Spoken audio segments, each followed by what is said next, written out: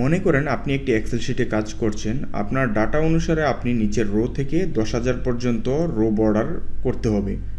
এভাবে করতে গেলে আপনার অনেক সময় লেগে যাবে। আপনি যেভাবে খুব সহজে করতে পারেন, আপনি যেখান থেকে বর্ডার শুরু করতে চাচ্ছেন সেখানে মাউসটি রেখে অ্যাড্রেস থেকে সেল নাম্বারের জায়গাটিতে 10,000 বসিয়ে দিবেন। এখানে আপনারা দেখতে পাচ্ছেন যে আমি অ্যাড্রেস বার থেকে আমি আমার সেল নাম্বার 10,000 পর্যন্ত বসিয়ে দিচ্ছি এবং দেওয়ার পর আপনি কিবোর্ড থেকে শিফট চেপে এন্টার ক্লিক করলে আপনি দেখতে পারবেন যে 10,000 পর্যন্ত একটি কলাম সিলেক্ট হয়ে গেছে। তারপর আপনি যেটি করবেন, এখানে মাউসটি এই পজিশনে রেখে আপনি বাকি কলামগুলো সিলেক্ট করে দিবেন।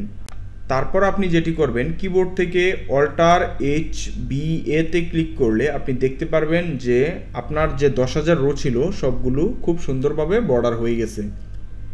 তো ভিউয়ার্স, এ ছিল আমাদের আজকের ভিডিও। তো পরবর্তী ভিডিও পেতে এখনই আমাদের চ্যানেলটিকে সাবস্ক্রাইব এবং আপনি যদি ফেসবুক থেকে দেখে থাকেন অবশ্যই আমাদের ফেসবুক পেজটিকে ফলো দিয়ে পাশেই থাকবেন।